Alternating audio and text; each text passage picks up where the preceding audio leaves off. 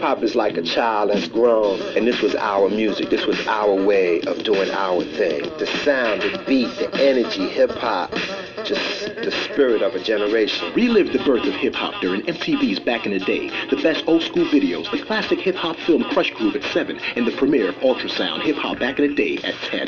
It's happening all day today. For me, hip-hop has always been what's going on now and what's going on tomorrow. You know what I'm saying?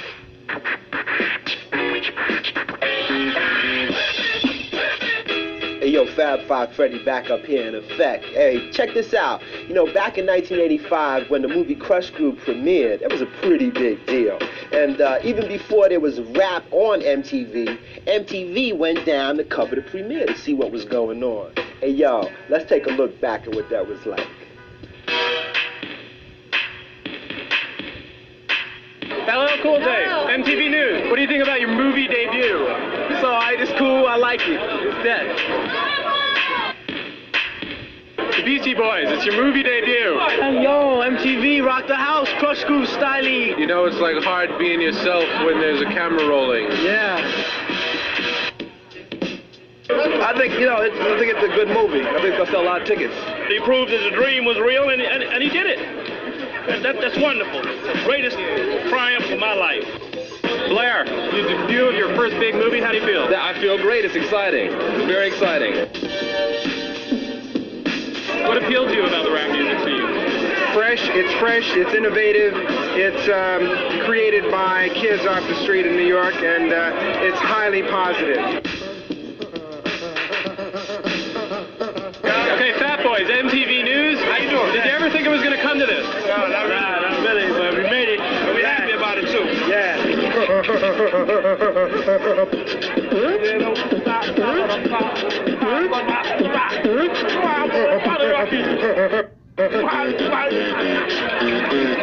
Yeah, MTV was definitely up in there back then, huh? The premiere, Krush Groove. So let's get back into the movie. Now, so far, we done met Run DMC, the Fat Boys, but now here comes Sheila E., of all people, making her entrance into the world of hip-hop culture with a song called Love Bizarre. I think it's safe to say that, lucky for us, her stay in the world of hip-hop only lasts for the duration of this film. Krush Groove.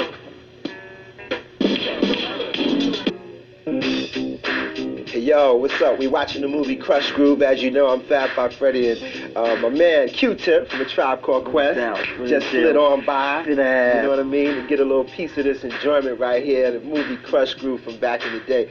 Tip, what was going on with you 1985 when this movie came out? In 85, I was 15, and growing up in Queens on Linden and Farmers, which is like Hollis? Is that yeah, it's like between Hollis and St. Albans. Yeah. Same kind of function around there. So growing up around there and Krush Groove coming out, you know, being from around the way and seeing people from around the way do something like that, especially running them, it was just like, you know, you had to just go check it out and just be a part of that whole flavor, you know. The whole energy. So we was definitely running to the movie theater to go check Can that you out. remember what it was like the night when you went to see the movie? What was going on in the theater? Well, it was definitely the midnight joint, the midnight show. I know, it takes So it a while. was really hectic in there. Everybody, you know, it's like you could barely see the screen. It was so much smoke in there. You know what I'm saying? But, you know, everybody's yelling at the screen, yo, yo, yo, talking to them and whatever. Yo, let's yo, you know. So it was cool, you know. It was definitely somewhat back then of a novelty to see your artists on screen. Wow, that definitely a point when hip-hop was going to another level. But also, speaking of another level, back then it was so interesting how much fashions have changed. I mean, you notice some of the thin gold chains people are wearing? Yeah, with the little Tigre shirts and the Izards with the very tight leaves, the very snug leaves. Yes.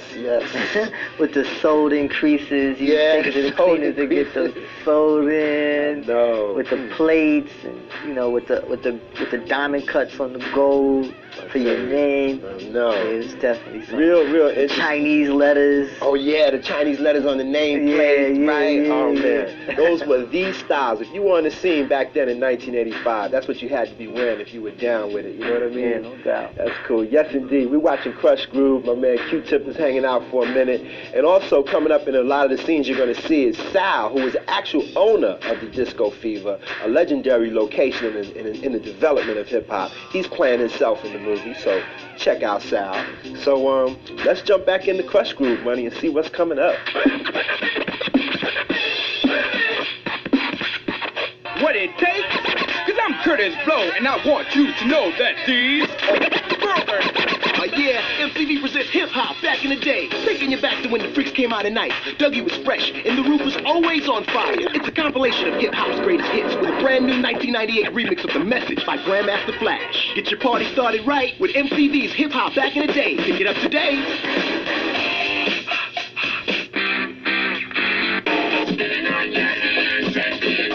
Hey yo, Fab Five Freddy here. We're watching the movie Krush Groove. You know what's kind of ill in me? At just 10 years later, it seems laughable that anybody would have really doubted rap's commercial viability. I mean, what was wrong with them suckers up there in the corporate world? I mean, it's now used to sell everything from sneakers to soda to cars to whatever. But it wasn't that long ago that corporate America was just fronting. They thought it was a fad. They wanted to know how long it was going to last, when it was going to go away. But in the next segment that you're going to see in the movie, you're going to see Russell Simmons, played by Blair Underwood, and Rick Rubin try to get a loan from a bank. And this banker really represents the way a lot of people felt about hip-hop. I mean, it's ironic that both of these guys in real life, Rick Rubin and Russell Simmons, they went on to become major music moguls.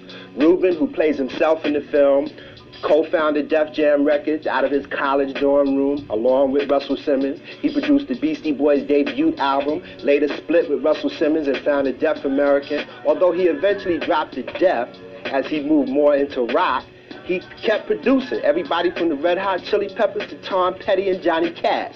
Now, my man Russell Simmons, he's still doing his thing, you know what I'm saying? Getting crazy props. He's got Fat Farm clothing, you know, he's Def Comedy Jam and magazines and still making hit records.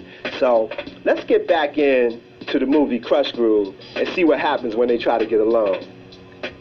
JB. I knew we could do business, Russell. How much money do you need?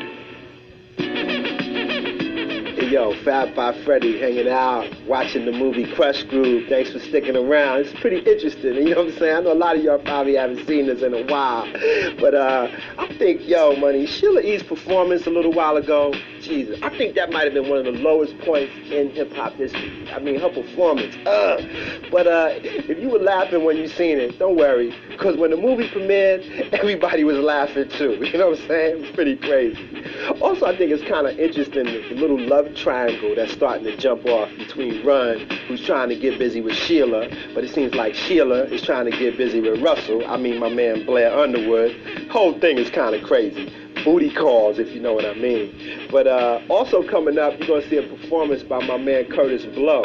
Now, Curtis Blow was interesting because he was a true pioneer, door opener, and he had the first major rap record to go gold. I mean, to be certified gold, and first major rapper to be signed to a major label. That record was called The Breaks. So I know you might remember that. It's kind of large back then.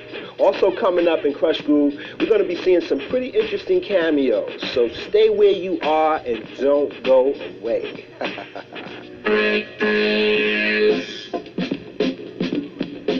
As you know, hip-hop is like a child.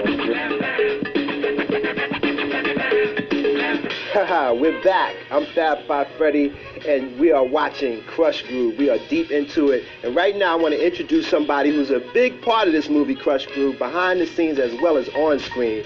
Charlie Stetler, what up, Freddy? Legendary hip-hop impresario, currently manager of Ed, Lover, Dr. Dre, Big Les, DJ Scribbles. And on it goes. And a whole lot of others. He's been in the game for a long time.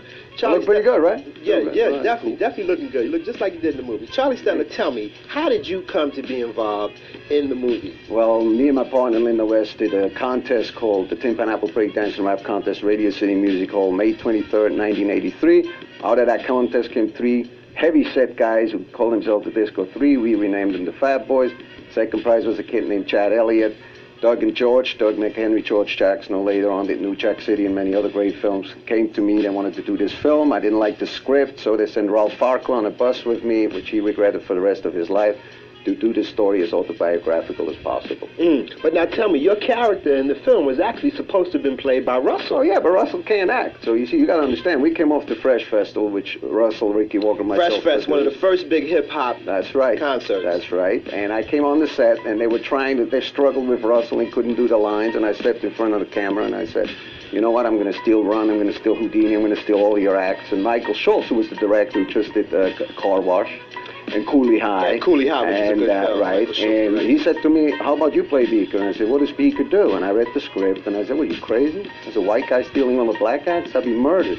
Well, I played it, and I'm still alive, so there it is. Like we said, I guess in Charlie's part, it wasn't semi-autobiographical, it was biographical. Because actually now you're managing Run, right? Not nice. Yeah, that's kind of nice, Russell. You see, it took 15 years, but Run is with me right now. We're doing some great things together. We got Charlie Stettler playing the sleazy white record company executive in the movie Krush Groove. Don't you believe a word of it. We're going to be seeing a lot of his scenes coming up. Stay tuned. Let's get back into Krush Groove. Doug McHenry, George Jackson, all the way. You did a great job. Release the pause button. Time to record. Thank you, Fab.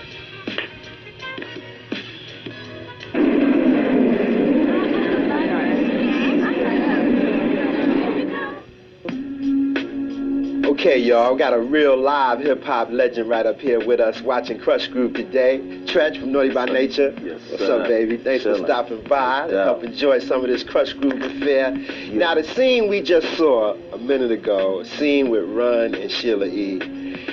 Sheila E's her whole hip-hop ebonics was a little off there. Did you see when... Just a little bit. She was like, I'm not trying to front you, Run. I think she... Yeah, well, I think, you know, it was kind of like she wasn't from the hood, but she was coming in and she got with Russell and Run, so, you know, the thuggish was running off and rubbing off on her a little bit. So she, you know how you try to get the lingo right and you might make a little error. For real. You know, you rock her. She was looking hot. No question. She was looking hot. For that period, remember, 1985, but her name is Sheila E. We're going to give her an E for effort, but I want to rewind that scene.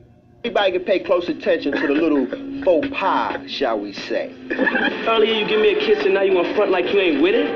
I'm not fronting you. I like you, but just as a friend. It was a little taste. She wasn't fronting. She wasn't fronting. I'm not trying to front you, Run. All right. I wasn't fronting you. Need a little hip-hop ebonics coaching. I know, for real. All right. Yo, we watching Krush Groove and we having a good time. But yo, also, how about that performance by Run DMC back then? At that time, it was like Run DMC was the god. You know what I mean? So it was like with Run coming on stage anywhere, once he said whose house, everybody in there say Run's house. You know what I mean? Just to captive a crowd like that, to have that crowd captive like that, and to capture the audience was just amazing because nothing was ever seen like that. You know, we were young. We weren't going to concert with all them people. You know what I mean? If we seen some hip hop, it was in a small club. So to see the masses just go out like that, man, it was like one of the most amazing things I've ever seen. That's so true. I mean, all the early rappers and all the rappers that came since then, when they saw Run on stage back then, he defined the way to do it. Run DMC. Also seen in that scene was LL was pushing a lot of boxes. He was back That's and forth. What you call being an extra. You know what I mean? Because if you're going to have a little part in the movie, you want to be in every scene you can, no matter what. So I'm feeling them. I would have been lifting and carrying and doing whatever I had to get up in the movie. No doubt. Yo, we watching Krush Groove, and we're going to see a little bit more of LL Cool J later, so don't go nowhere, y'all. There's much more of Krush Groove to come. Right here. Right here.